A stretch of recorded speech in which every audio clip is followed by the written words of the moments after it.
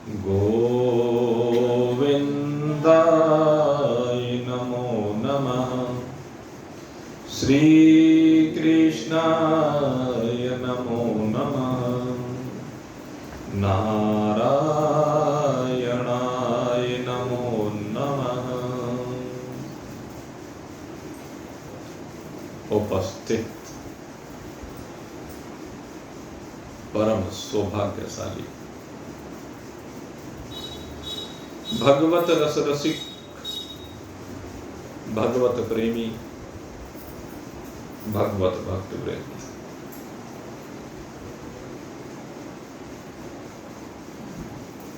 आज पितृपक्ष का विसर्जन दिवस। यद्यपि पितरों का कभी विसर्जन नहीं होता है, लेकिन एक लौकिक व्यवहारवश हम ऐसा कहते चले आए, क्योंकि जो पितर होते हैं वो परंपरा से अपने वंश के जो भी यहाँ पर इस लोक में अभी यात्रा कर रहे हैं जीव, उनके अंदर सदा ही विराजमान होते हैं। उन्हीं का रक्त उनकी सिराओं में दौड़ रहा होता है। और इस पितृपक्ष में पितरों की मुक्ति के लिए, पितरों की भगवत प्राप्ति के लिए दोनों बातें हैं। भगवान की कथाओं का गुणानुवाद इस शरीर के माध्यम से श्रवण करना, ये सबसे श्रेष्ठतम उपाय है, क्योंकि माना जाता है कि इन 16 दिनों में जो पितृयोनि को पूर्वज प्राप्त हुए हैं वो उस ग्रह में आकर के वास करते हैं, और उन ग्रहों में आकर के वास करने पर वो उन कथाओं का श्रवण भी करते हैं। उन कथाओं का श्रवण करने से भगवत धाम की यात्रा भी करते हैं। और इसमें सबसे बड़ा प्रमाण इस कथा का जो प्रारंभ में महात्मा है, धुंधुकारी की कथा इसमें सबसे बड़ा प्रमाण है। इसलिए इस पितृपक्ष में हमें बड़ी श्रद्धा के साथ, बड़े प्रेम के साथ उनके लिए अन्न जल मिष्ठान आदि का प्रबंध, वस्त्रों का प्रबंध अवश्य करना चाहिए। और सबसे बड़ी बात है इसमें हमें सत्संग अवश्य करना चाहिए। तो भाग्यवान हैं आप सभी जिन्होंने इन 16 दिनों में 18 पुराणों में सबसे श्रेष्ठतम श्रीमद् भागवत कथा का पान किया है। आज ये भागवत कथा भी पर्यवसान की ओर जा रही है, लेकिन ये पर्यवसान परीक्षित जी की भांति होना चाहिए। जिस प्रकार से परीक्षित जी इस शरीर के रहते रहते भगवत स्वरूपता में विराजमान हो गए, हमारा भी प्रयास परीक्षित जी की तरह ऐसा ही होना चाहिए। तभी कथा को श्रवण करने का 100% लाभ है। तो आइए आज हम पुनः उस लाभ को प्राप्त करने के लिए चले मुरली मनोहर श्याम सुंदर त्रिभुवन सुंदर भगवान श्री कृष्ण की शरण में। ये भगवान श्री कृष्ण जो भगवान विष्णु के सबसे श्रेष्ठतम 16 कला संयुक्त अवतार है। और इस अवतार में आप देखते हैं भगवान की जो लीलाएं हैं वो करतुम अकरतुम अन्यथा करतुम सर्व समर्थ है ईश्वर की जो झांकी है वो इस कथा में पूर्णतः दृष्टिगोचर होती है। भगवान के अवतरण से लेकर के इस लोक में लीला संपूर्ण करके हर जगह इस झांकी के दर्शन हमें होते हैं। अवतरण हुआ तो सब दरवाजे खुल गए, फाटक खुल गए, कारागार के। 6 दिन के हुए तो पूतना कोई कल्पना कर सकता है कि उस भयंकर राक्षसी कहते उसको अपनी माता के समान गति प्रदान की। भगवान अनेक असुरों को उतारते हैं, अनेक असुर अलग अलग रूप में हमारे अंदर बैठे हुए हैं और भागवत कथा के श्रवण करने से ये सब असुर हमारे जीवन से दूर भाग जाते हैं। अविद्या रूपी आसुरी शक्तियों को जन्म देने वाली ये पूतना जीवन में देह को ही आत्मा समझने वाली, वृत्ति को जन्म देने वाली सकटासुर की शक्ति हो जिसको देहाध्यास कहते हैं। और जब अविद्या के कारण देहाध्यास प्रबल हो जाता है तो जीवन में पंच विषयों की आंधी लाने वाला तृणाव्रत हो। ये तृणाव्रत पंच विषयों की आंधी लाता है, जीवन में शब्द स्पर्श रूप रसगंध के प्रति आसक्ति को उत्पन्न करता है और शास्त्र विरुद्ध आसक्ति को उत्पन्न करता है। ये इस तृणाव्रत की विशेषता है। कंस इन विषयों में डूब करके जब जीवन में इन विषयों की आंधी होती है तो आंखों के ऊपर अज्ञान का आवरण आ जाता है और अज्ञान का आवरण आने पर मदान्वित हो जाता है, अहंकारी हो जाता है और उस अहंकार के वशीभूत होकर के ये कंस हो, ये जरासंध हो, ये शिशुपाल हो, ये दंतवक्र हो, ये जितने भी असुर हैं ये सब अहंकार के प्रतीक हैं और ये सब हमारे अंदर बैठे हुए हैं जो दिन प्रतिदिन हमारे पापों को बढ़ाते हैं, दिन प्रतिदिन हमें नरक की ओर धकेलते हैं। लेकिन कहते हैं जब हमारा प्रेम भगवान से हो जाता है, जब हम भगवान श्री कृष्ण की शरण में चले जाते हैं तो भगवान श्री कृष्ण की शरण में जाने पर अविद्या नष्ट हो जाती है। इस सत्संग की शरण में जाने से अविद्या नष्ट होती है, नासमझी भूल नष्ट होती है। जो देह में मैंपने का अहंकार है, जो इस स्थूल दोहे को मैं समझने का पाप हमने कर रखा है, वो पाप नष्ट हो जाता है। सत्संग की, भागवत कथा की सबसे बड़ी विशेषता यही है कि ये कथा जब अविद्या को नष्ट करती है तो फिर पाप नष्ट होते हैं और जब पाप नष्ट होते हैं तो जीवन में जो विषयों की आंधी चल रही है वो शांत हो जाती है, वैराग्य उत्पन्न होता है। वैराग्य के उत्पन्न होने से विषयों की आंधी बंद हो जाती है और जैसे जैसे विषयों की आंधी बंद होती है विक्षेप समाप्त होता चला जाता है। ये सब भगवान की कृपा से हो रहा है, ये सब भगवान के उपदेश से हो रहा है, ये सब हमारी निष्ठा से हो रहा है। इसमें कई महत्वपूर्ण विषय है, केवल एक विषय नहीं होता। भगवान की कृपा भी है, भगवान का उपदेश भी है, हमारी निष्ठा भी है, हमारी ग्राह्य शक्ति भी है, क्योंकि हर व्यक्ति इस आत्मज्ञान को ग्रहण नहीं कर पाता है। कोई कोई होता है जो इस आत्मज्ञान को ग्रहण कर पाता है। भगवान श्री कृष्ण का अवतार हमारे जीवन में प्रतीकात्मक लेकर के चले।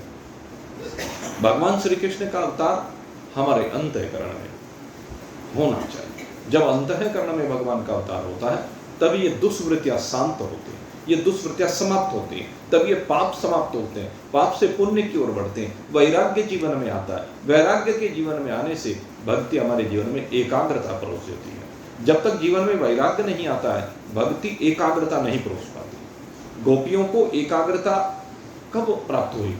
जब भगवान की कृपा से उनको वैराग्य हो गया, भाई छोड़ो, बंधु छोड़ो, छोड़ो सदा सो। कल इस विषय में चर्चा की थी। रास में सब कुछ छोड़ करके ये गोपियां एकमात्र भगवान को समर्पित हो गई। मेरे तो गिरधर गोपाल, दूसरों न हो। तो जब ये स्थिति हुई तभी संपूर्ण समर्पण हुआ। तो हमें ये संपूर्ण समर्पण करना है। इस संपूर्ण समर्पण के होने पर ही जो भगवान का ये गुण है, कर्तुम अकर्तुम अन्यथा कर्तुम सर्व समर्थ है ईश्वर है। जो काम कोई दूसरा नहीं कर सकता, आपके अंदर जब भगवान का अवतरण हो जाता है तो वो सब काम आप स्वयं करने में सक्षम हो जाते हैं, क्योंकि उस समय आपकी मैं मर जाती है। उस समय पहले तो कौन था? मैं था, और जब मैं था तब हरि में। जब मैं था तब हरि नहीं। पहले क्या है? जब तक मैं बनी हुई थी तब तक हरि नहीं था। अब हरि है तो मैं नाम। अब जब आपके अंदर हरि का प्रवेश हो गया, भगवान का प्रवेश हो गया, तो अब सारे कार्य कैसे होंगे? जिनकी आप अपेक्षा नहीं कर सकते, जिनके बारे में आप कल्पना नहीं कर सकते। आप सोच करके कुछ चलते हैं लेकिन होता कुछ है। आप इतना सा सोच करके चलते हैं और हो इतना जाता। क्यों?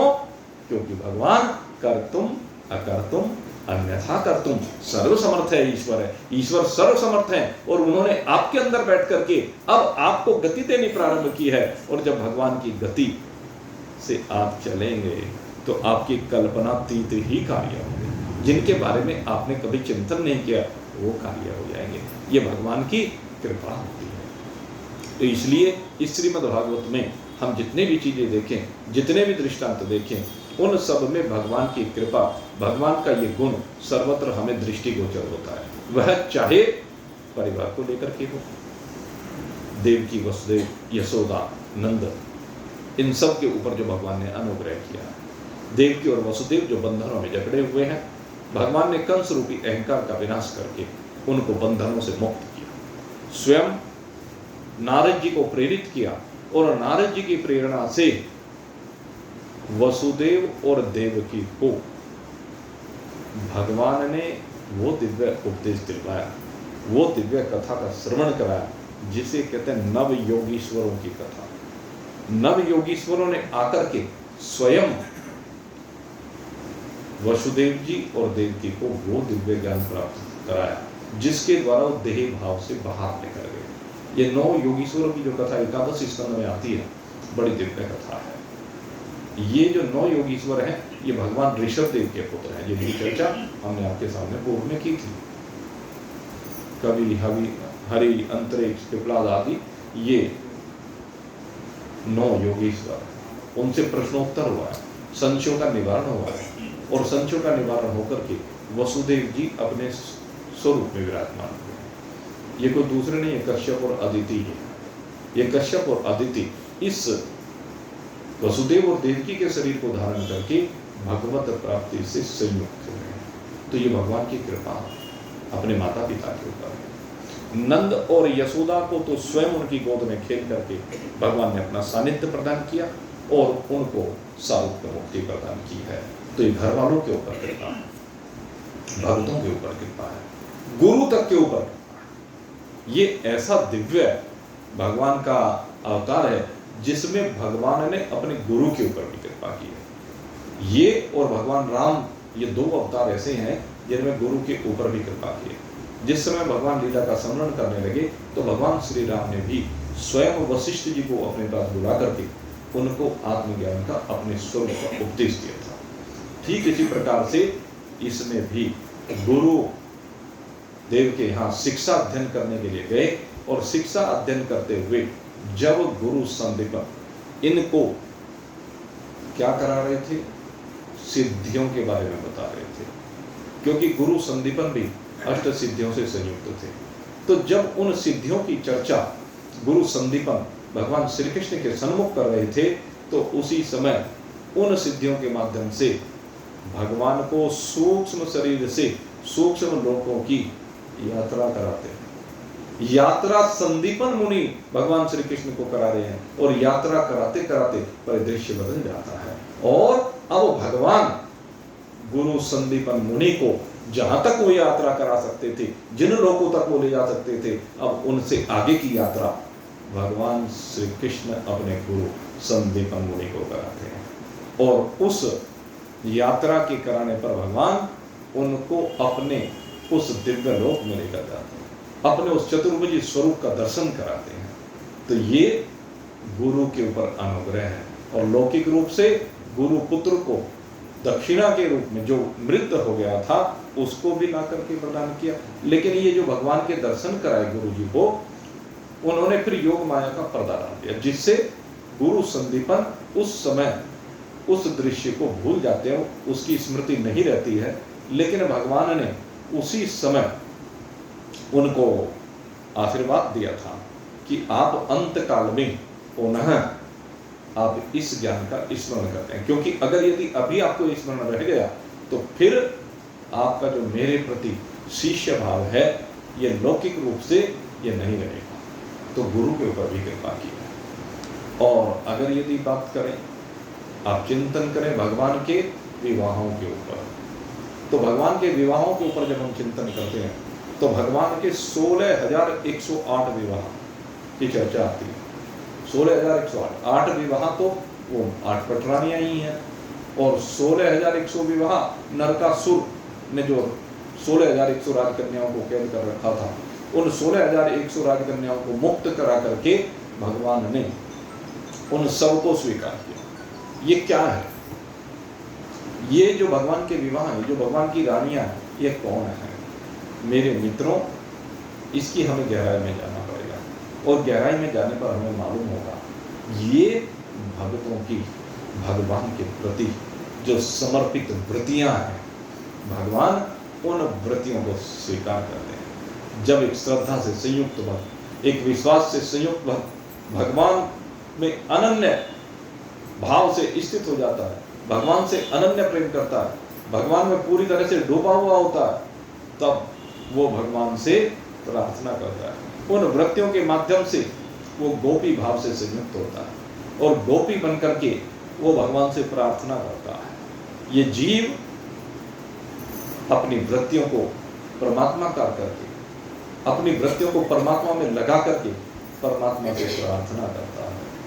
गोपियों ने प्रार्थना की, रुक्मणी, सत्यभामा, जामवंती, कालिंदी, भद्रा, लक्ष्मणा, सत्या और मित्रवृंदा, ये 8 पटरानियां और 16,100 अन्य रानियां, इन सब ने भगवान से अलग अलग समय पर अलग अलग रूप में जो प्रार्थना की है, उस प्रार्थना के परिणाम स्वरूप ही, उस समर्पण के परिणाम स्वरूप ही भगवान ने उन सब को स्वीकार किया है। कहते हैं कि एक पत्नी व्रता, भाई वो लौकिक विषय है। भगवान कर्तुम अकर्तुम अन्यथा कर्तुम सर्व समर्थ ईश्वर है। फिर उस विषय के ऊपर आते हैं 16,108 पटरानियां होने पर भगवान क्या है कि उन्होंने 16,108 स्वरूप ही धारण किए। भगवान तो एक है और एक से अनंत रूपों में प्रकट हो जाते हैं। किस प्रकार से प्रकट हो जाते हैं? जैसे सूर्य नारायण एक है, एक शीशे में जब हम उनका प्रतिबिंब देखते हैं तो एक दिखाई देता है। 2 शीशे सामने रख दीजिए तो 2 सूर्य नजर आने लगते हैं। 10 शीशे सामने रख दीजिए, उनके अंदर 10 के अंदर सूर्य देखेगा। 1000 शीशे रख दीजिए, 1000 के अंदर दिखाई देने लगेगा सूर्य नारायण। 1 करोड़ रख दीजिए, 1 करोड़ में दिखने लगेगा। अरबों रख दीजिए, अरबों में दिखने लगेगा। तो ऐसे ही भगवान एक से अनेक, भगवान क्या है? एक से अनेक हो जाते हैं। एको हम बहुश्याम है, मैं एक हूं और अनेक रूप हो जाता हूं। तो ये जब 16,108 रानियों की बात आती है तो भगवान इतने ही शरीर धारण कर लेते हैं। ये भगवान की विशेषता है। और दूसरा भाव क्या है जो मैं कहने जा रहा था, जो सूक्ष्म भाव है, ये समर्पण का भाव है। जब हमारी वृत्तियां परमात्मा का होने लगती हैं तो हमारी प्रार्थना भगवान स्वीकार जरूर करते हैं, लेकिन कोई प्रार्थना करे तो सही। रुक्मणी जी ने प्रार्थना की, विदर्भ से संदेशा भेजा, माँ पार्वती की स्तुति की और उसके बाद भगवान से प्रार्थना करती है। हम सब भी भगवान से प्रार्थना कर रहे हैं, प्रभु हमें स्वीकार कर लीजिए, प्रभु हमें अपनी शरण में ले लीजिए, हे प्रभु हम आपके हैं, हे प्रभु हमने अपने आप को आपको समर्पित कर दिया, हे प्रभु अब हम किसी दूसरे को जानते नहीं हैं, बस केवल एक परमात्मा का व्रतियां जब हम बनाते हैं तो भगवान के दरवाजे पर पहुंच जाते हैं, भगवान के मंदिर के दरवाजे पर पहुंच जाते हैं। और भगवान के मंदिर के दरवाजे पर पहुंच करके हमें क्या प्रार्थना करनी चाहिए?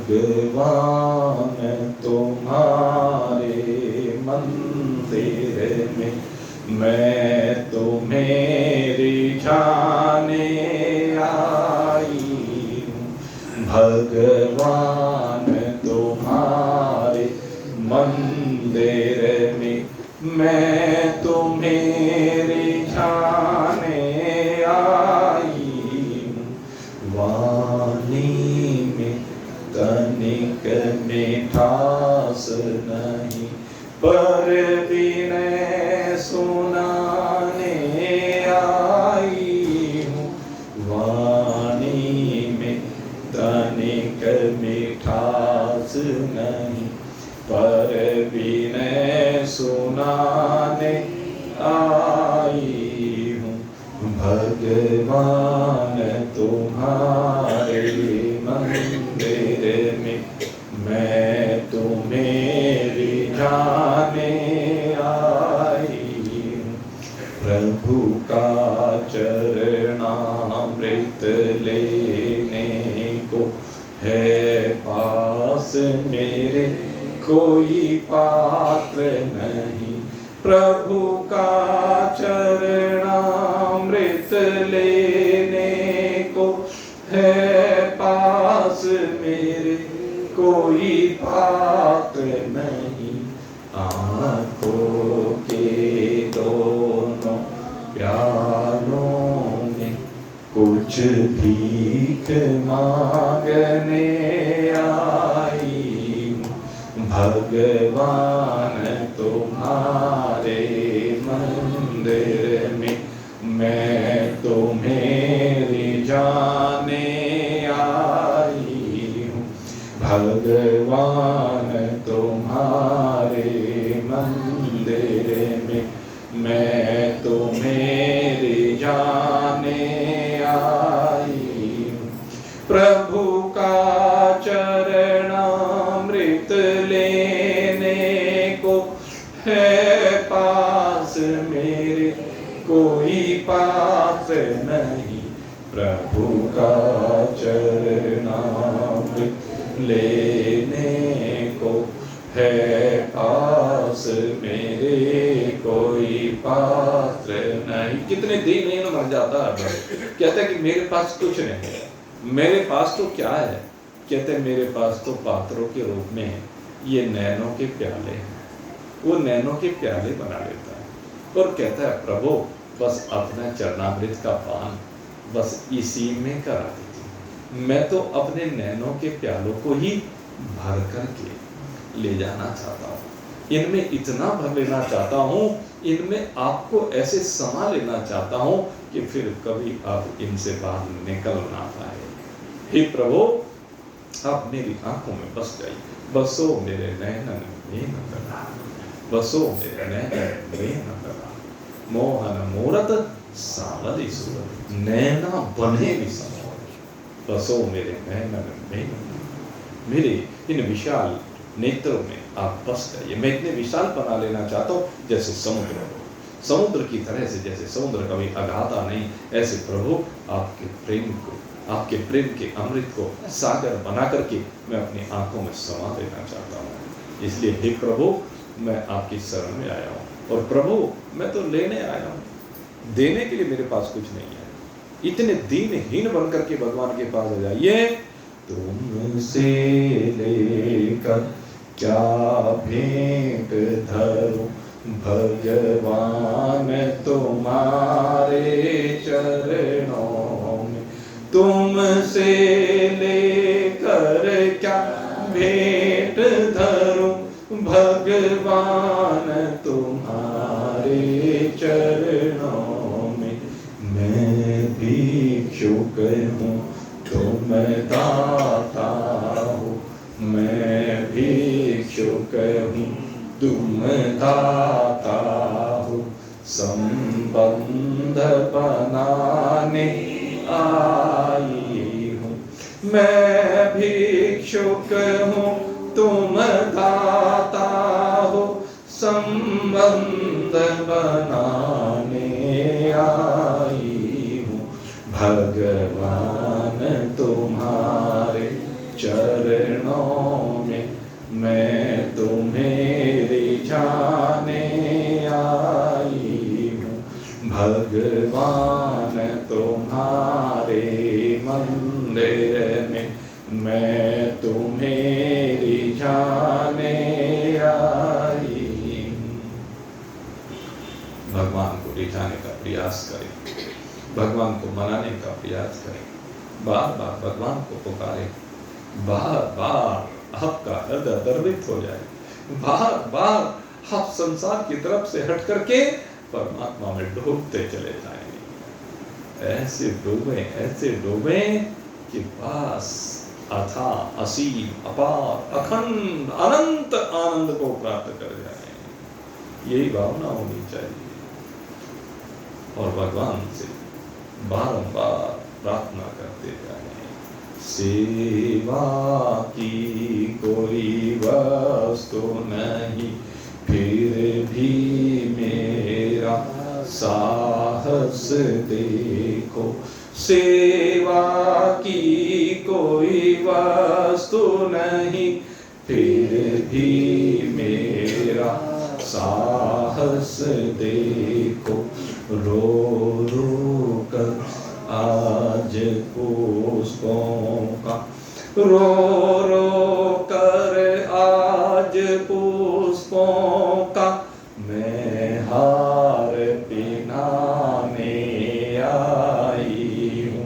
रो रो कर आज पुष्पों का मैं हार पिनाने आई हूँ।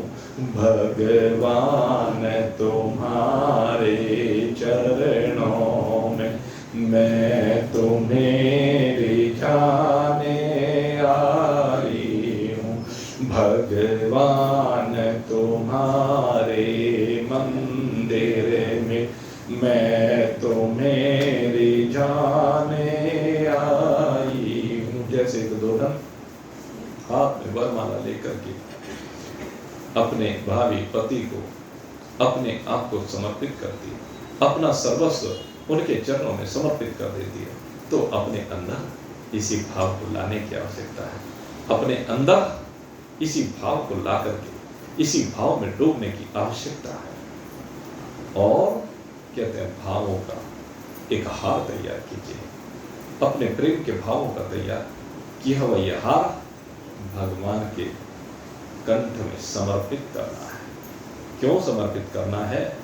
कहते हैं हमें भगवान का वरण करना है।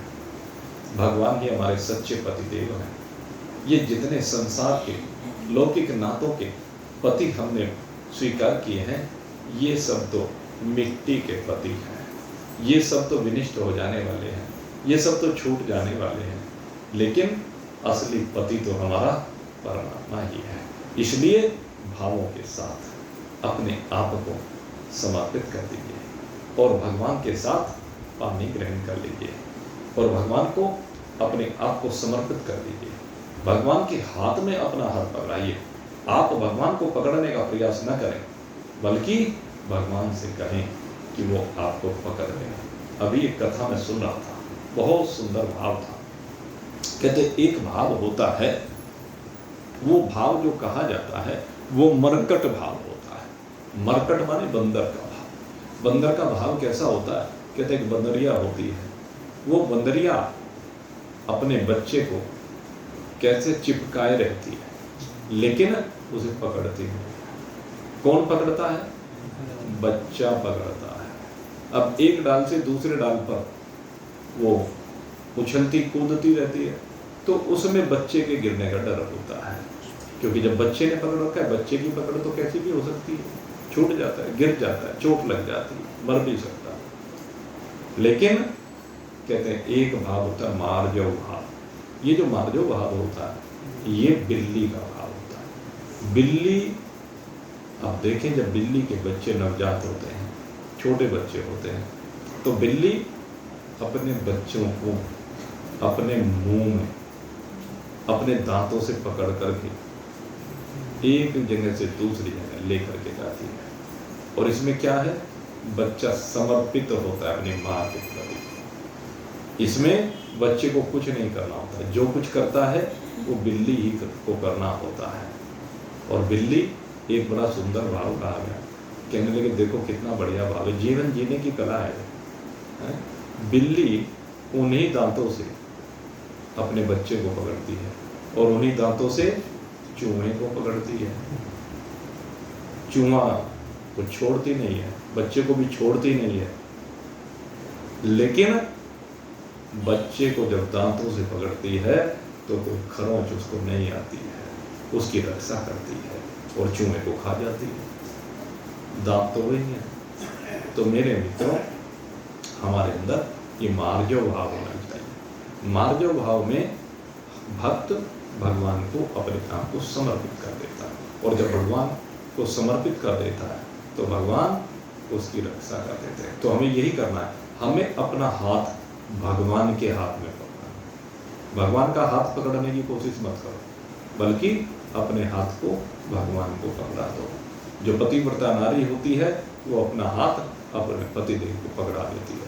तो हम सब पतिव्रता ही हैं, और पतिव्रता बन करके हमें अपना हाथ भगवान को पकड़ा देना है, क्योंकि वही हमारे सच्चे पति हैं। और अब यात्रा पर्यवसान की ओर चल रही है। जब यात्रा पर्यवसान की ओर चल रही होती है तो हमारा दायित्व बनता है कि जितने शीघ्र हम अपना हाथ भगवान को पकड़ा दें, उतनी जल्दी हमारा कल्याण हो जाएगा। जिसमें अगर यदि विलंब करेंगे तो कहीं बंदर के बच्चे की तरह से छोड़ ना जाएं, फिर से जन्म मरण के चक्र में पड़ ना जाएं। इसलिए आवश्यक है शीघ्र अपने आप को समर्पित कर दें, भगवान को अपना पति स्वीकार कर लें, भगवान की शरण में। तो मेरे मित्रों, ये बड़ा दिव्य भाव है, यही समर्पण किया है। जो भी भगवान के संपर्क में आए हैं इस भगवान श्री कृष्ण के इस अवतार में, वो सब के सब भगवान को इसी प्रकार से समर्पित हो गए। ये 16,108 भक्तों की प्रतियां हैं। ये 16,000 जो हमने रानियां कही हैं, ये यही रानी है। ये 16,108 के बजाय 16 लाख भी हो सकती हैं, 16 करोड़ भी हो सकती हैं, 16 अरब भी हो सकती, कितनी भी हो जाए, भगवान सबके लिए आ जाते हैं। चाहे कितनी ही व्रति हो, चाहे कितना ही भाव क्यों ना हो, लेकिन हर स्थिति में क्या है कि भगवान को समर्पण करना है। और समर्पण करके सब समर्पण कर दीजिए तो भगवान सबका हाथ थाम लेकिन उनका हाथ इतना बड़ा है। ये सोचे ना हम कि एक हाथ से हम सबको कैसे थामेंगे, नहीं। सहस्त्र शीर्षः पुरुषः सहस्राक्ष सहस्रपातः स भूमिं सर्वतः तिष्ठत् सर्वतः पाणिपातो तत्। सर्वतः पानी, पानी मैंने हाथ, उसके हाथ सब हो रहे हैं, उसके पैर सब हो रहे हैं, उसके मुख सब हो रहे हैं, वो सब ओर देखता है और सब ओर से पकड़ लेता है। जिस पकड़ा दीजिए अपना हाथ। सुदामा जब तक अपने भरोसे रहा, कम बना नहीं, अभाव ही अभाव रहा, दूरी ही दूरी बनी रही।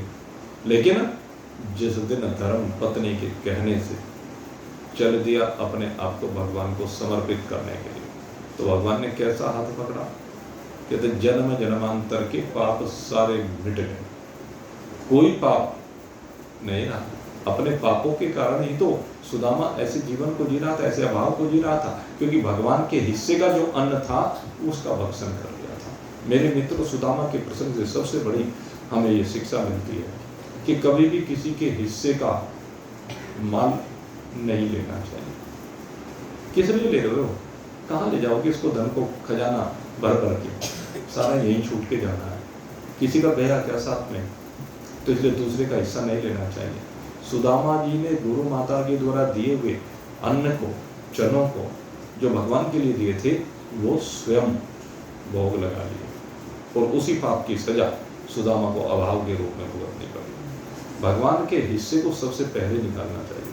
जो भगवान के हिस्से को सबसे पहले निकालता है उसके पास कभी अभाव नहीं हो सकता। आप जो भी कमाई करते हैं सबसे पहले उसमें भगवान का हिस्सा निकालिए, बच्चों का हिस्सा बाद में, समाज का हिस्सा बाद में, परिवार का हिस्सा बाद में, अपना हिस्सा बाद में, सबसे पहला हिस्सा भगवान का होना चाहिए। ये अपने जीवन का सूत्र बना लीजिए। अगर भागवत कथा को आप श्रवण कर रहे हैं तो भागवत कथा हमें सुदामा जी के प्रसंग में यही बात हमें सिखाती है कि सबसे पहला भाग अपनी आय का भगवान के लिए होना चाहिए। पहले हमारे यहाँ विधान हुआ करता था कि सब लोग धर्मादा निकाला करते थे और धीरे धीरे बूंद बूंद से सागर बन जाता था।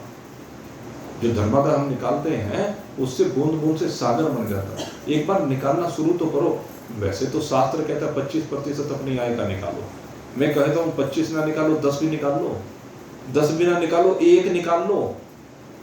100 में से 1 निकालना शुरू तो करो और उसको एक जगह पर संग्रहित करना शुरू करो और कुछ ही समय के बाद आप देखेंगे वो इतना हो जाएगा जिससे आप कोई बहुत बड़ा भगवत कार्य कर सकते हैं। ये मन बढ़ाने की बात है। तो खैर भगवान तो सबके ऊपर कृपा करते हैं। सुदामा जब समर्पण करने के लिए आया, सुदामा ने जब श्रद्धा के साथ आकर के भगवान के चरणों में अपने आप को समर्पित कर दिया तो भगवान ने उसे 2 लोगों का साम्राज्य प्रदान कर दिया। ऐसी कृपा भगवान की होती है। भगवान की कृपा तो जिसके ऊपर भी देखें सबके ऊपर असीम कृपा होती है।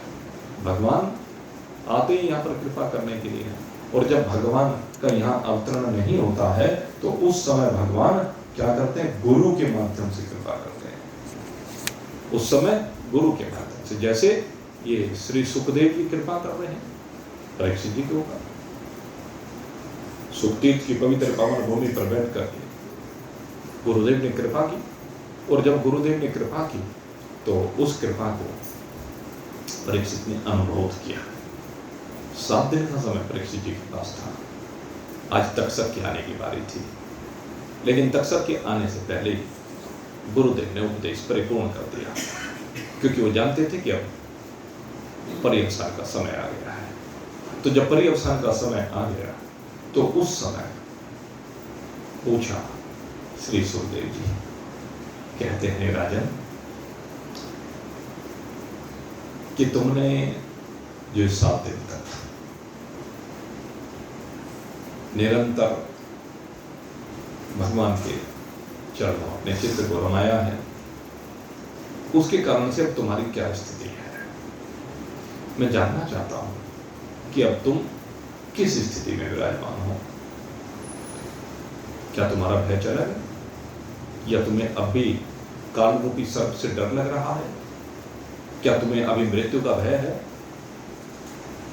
तो परीक्षित जी कहते हैं भगवान तक्षादि भयो मृत्यो भयो न विवेम्यहम् प्रविष्टो ब्रह्म निर्वाणम् अभयं दर्शितं त्वया। कितनी बड़ी बात कही है। हे भगवान, आपकी कृपा से मेरा मृत्यु का भय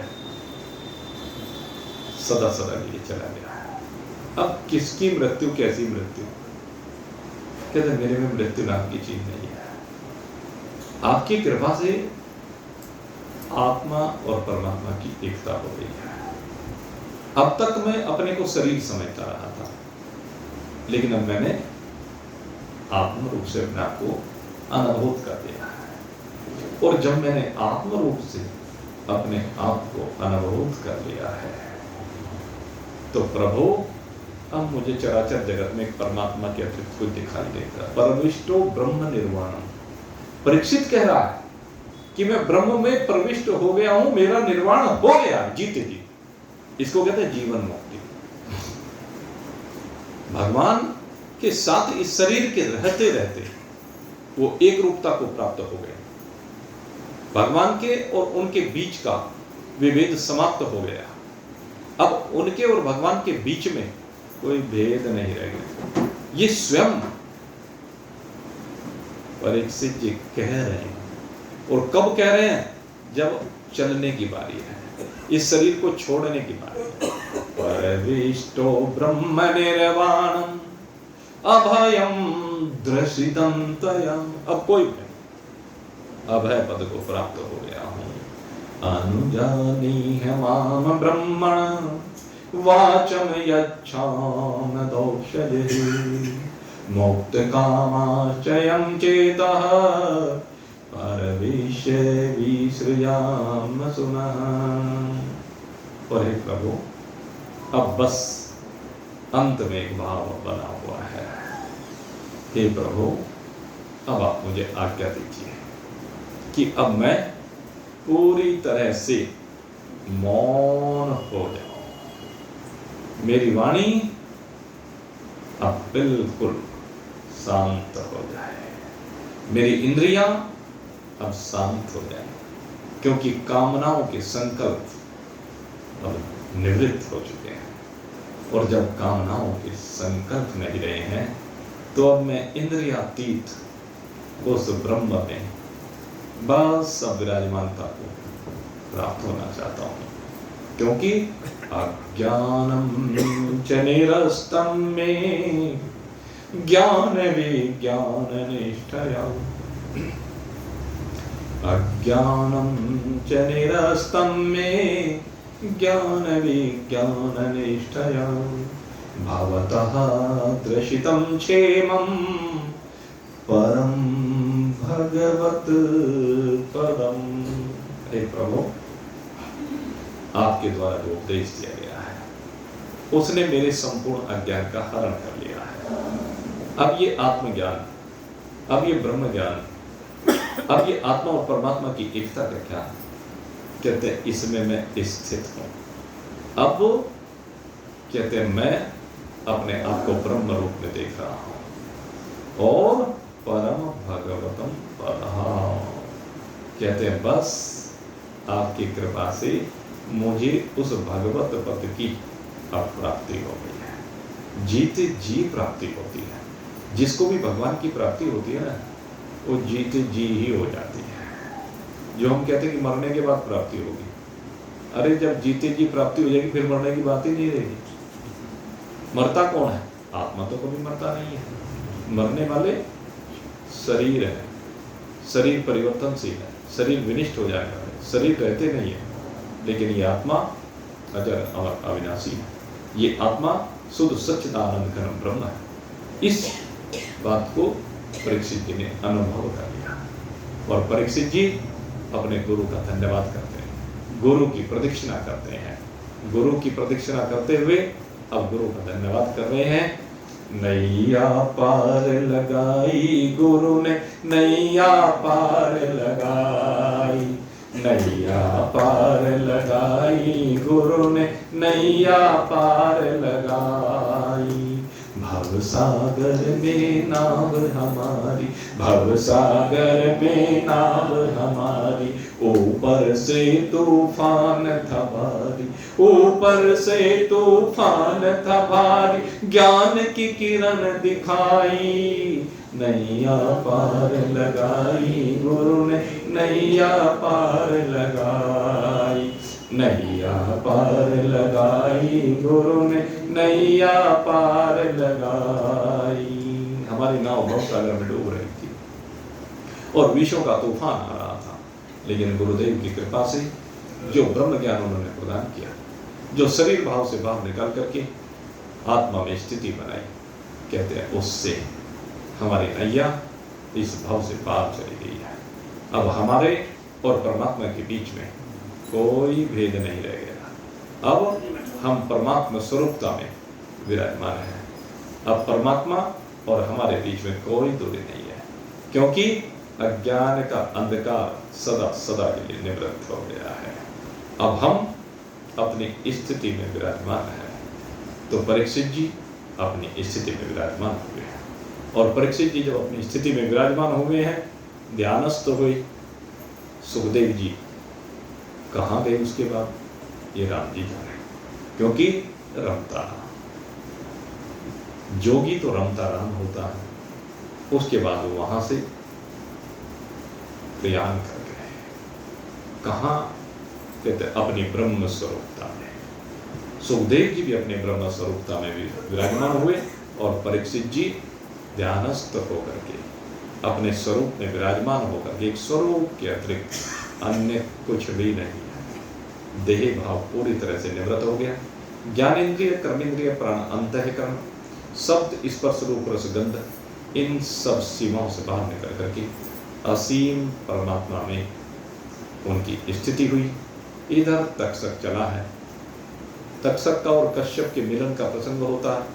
कश्यप को बहुत साधन दे करके तक्षक विदा कर देता है, क्योंकि कश्यप नाम का ब्राह्मण वो परीक्षित को बचाने के लिए आया है।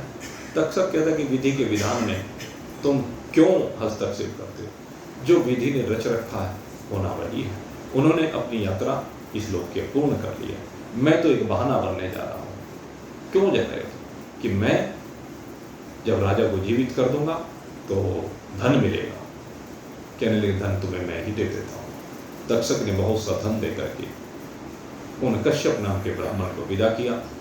तक्षक आए हैं और तक्षक ने आकर के जहाँ पर श्री परीक्षित जी विराजमान थे वहां पर देखा, और उस स्थिति को देख करके तक्षक भी साधु साधु करने लगा। उसके हृदय से भी बड़े सुंदर भाव निकले कि विधि का विधान है कि मुझे अब इस शरीर को निवृत्त करने में सहयोग करना है, लेकिन आप ब्रह्म स्वरूपता में विराजमान हो गए, इसलिए मैं आपका कुछ नहीं बिगाड़ सकता।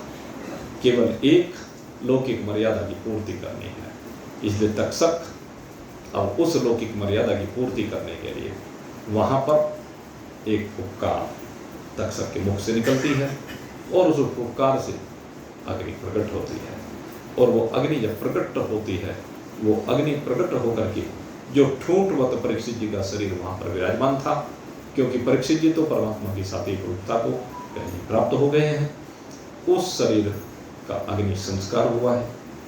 उसके बाद ये श्रीमद् भागवत कथा को आगे जाकर के विश्राम दिया गया है, क्योंकि वैसे तो कथाएं बहुत हैं। अब परमात्मा की महिमा इन 16 दिनों में आपके सामने जितनी संभव हो पाई वो गाने का प्रयास किया है। इसमें एकादश स्कंद में बहुत दिव्य ज्ञान फिर भगवान श्री कृष्ण के द्वारा उद्धव जी को दिया गया है। उद्धव जी को जो ज्ञान दिया गया है, भगवान ने उसके बाद अपने लोक में यहाँ से प्रस्थान करने का मन बनाया था, और उसके लिए उन्होंने संपूर्ण यादवों का भी वहाँ पर पर्यवसान निश्चित किया है ब्राह्मणों के शाप के माध्यम से। और जब लीला का स्मरण कर रहे थे तो उद्धव जी उनके शरण में आए थे, और उद्धव जी जब उनकी शरण में आए तो उद्धव जी को ज्ञानोपदेश दिया, और उसके बाद उद्धव जी को भगवान ने विदा किया कि मैं जा रहा हूँ, लीला का स्मरण कर रहा हूँ, इसलिए अब आप भी चलें। लेकिन उद्धव जी वहाँ से नहीं गए। भगवान की लीला का स्मरण हुआ, और भगवान की लीला का स्मरण होने के बाद उद्धव जी ने ही भगवान के शरीर की सारी और दो दैहिक क्रियाएं, जो शास्त्रोक्त क्रियाएं हमारे यहाँ कही गई हैं, वो सब उद्धव जी ने प्रयोग की। और उन सब क्रियाओं को पूर्ण करने के बाद उसके बाद उद्धव जी वहाँ से चले, चिरंजीवी होने का आशीर्वाद भगवान ने दिया, और वहाँ से वो आगे फिर बद्रिकाश्रम में आकर के विराजमान हुए। और आज भी उद्धव जी बद्रिकाश्रम में भगवान के चरणों में ही विराजमान है।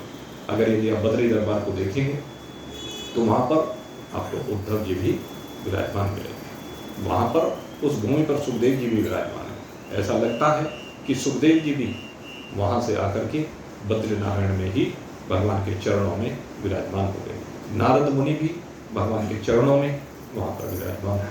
तो इस प्रकार से बद्री दरबार में भगवान के भक्त कुबेर भी विराजमान है, गरुड़ जी भी वहाँ पर विराजमान है। ये सौभाग्य कुछ ही महान पुरुषों को मिला है, कुछ भगवान के परम प्रेमियों को मिला है कि वो भगवान के दरबार में विराजमान है, उसकी शोभा बढ़ा रहे हैं भगवान की कृपा से। तो भगवान की कृपा आप सबके ऊपर भी सदा बनी रहे।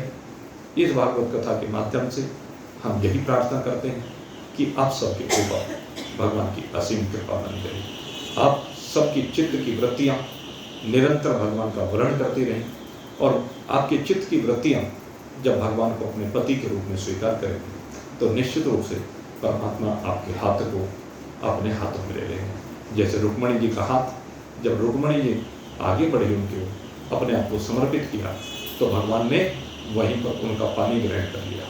हमें भगवान को अपना हाथ समर्पित करना है, भगवान हमारा पानी ग्रहण जरूर करेंगे, ये विश्वास रखें। लेकिन ये पानी ग्रहण तभी होता है जब संपूर्ण समर्पण, पूर्णतः अपने आप को समर्पित करें भगवान के चरणों में। और भगवान के चरणों में समर्पित करने के लिए ही ये श्रीमद् भागवत कथा है। आइए अब पर्यवसान की लिए कथा जा रही है, तो इस कथा का जो अंतिम मंत्र है वो आपके सामने रखने का प्रयास करते हैं। पहले मैं बोलूँगा, फिर आप बोलें।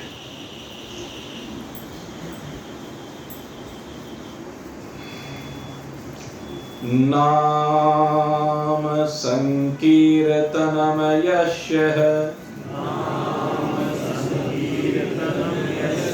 सर्वपाप प्रणाशनम प्रणामो दुःख समनस्तम नमामि हरि परम नमामि हरि परम नमामि हरि परम। तो यहीं पर कथा को विश्राम दिया गया, लेकिन एक बार विषय सूची बहुत संक्षेप में आपके सामने रख रहा हूं। सबसे पहले नैमिषारण्य की पवित्र पावन भूमि पर सोनक आदि 88,000 ऋषि सूत जी की शरण में आए और सूत जी से प्रश्न किया कि किस प्रकार से इस कलयुग में भक्ति, ज्ञान और वैराग्य की वृद्धि करने वाले विवेक की प्राप्ति होती है।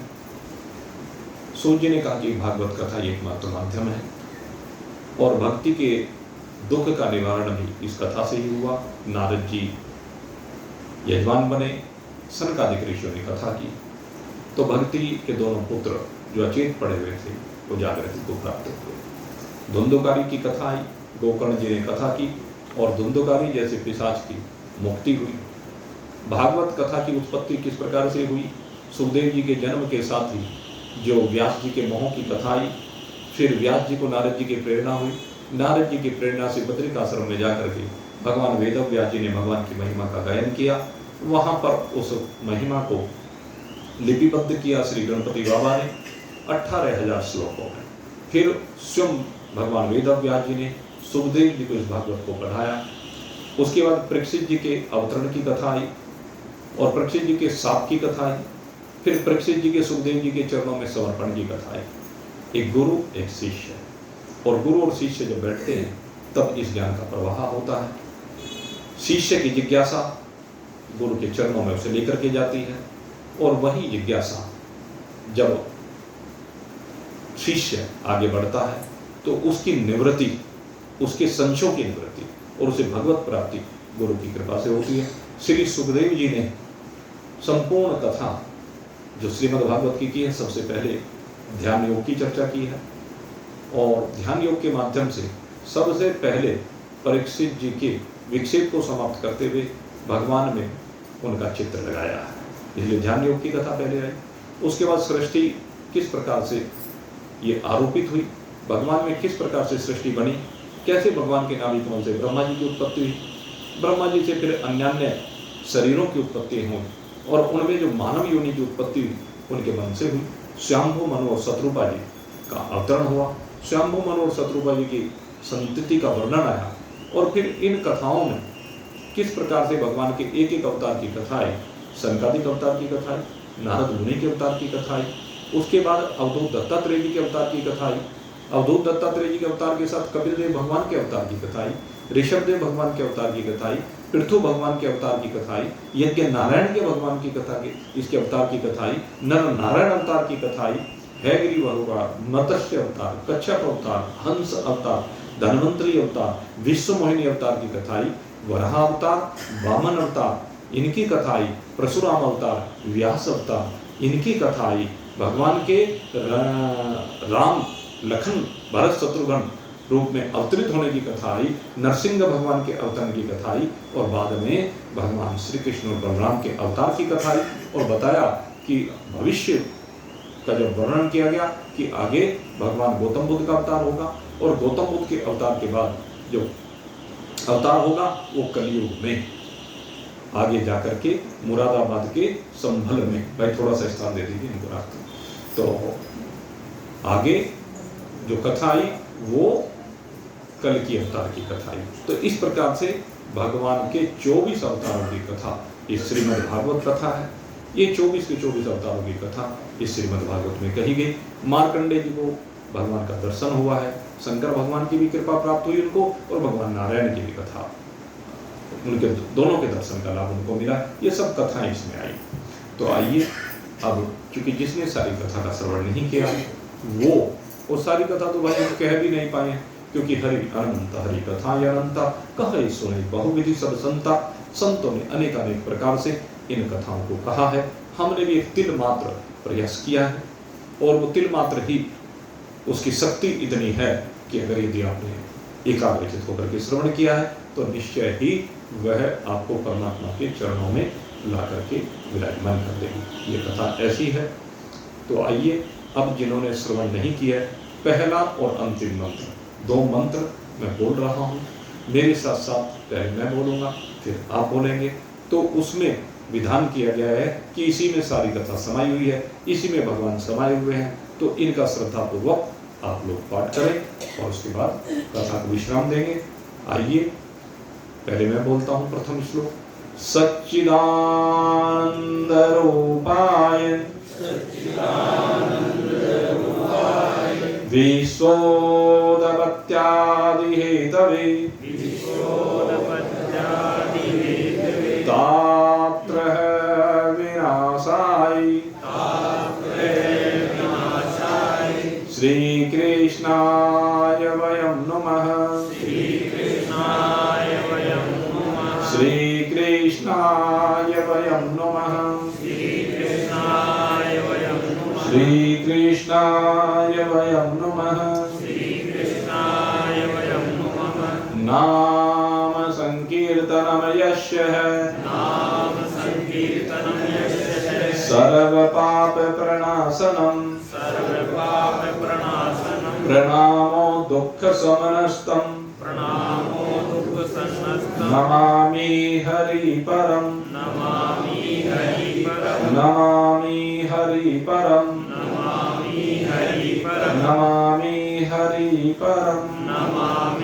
ओम पूर्णमदः पूर्णमिदं पूर्णात् पूर्णमुदच्यते पूर्णस्य पूर्णमादाय पूर्णमेवावशिष्यते। ओम शांति शांति शांति। बोलिए सच्चिदानंद भगवान की जय।